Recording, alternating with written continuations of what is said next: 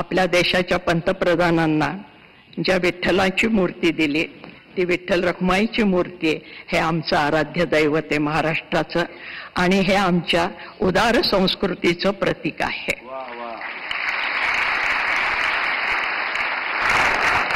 कारण हा विठ्ठल आला कुठून? कानडावो विठ्ठलू कर्नाटको.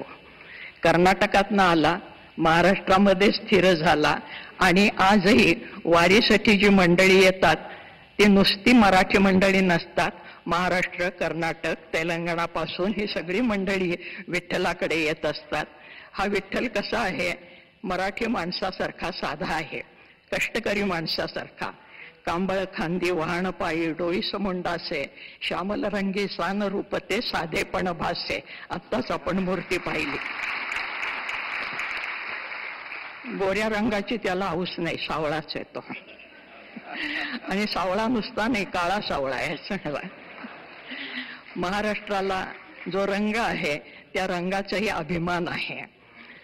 असा हा विठ्ठल, तो सर्वांना सामावून घेणारा. त्याचे भक्त जर तुम्ही पाहिले तर सर्व जाती जमातीचे भक्त त्याच्या पायाशी जाणारे आहेत.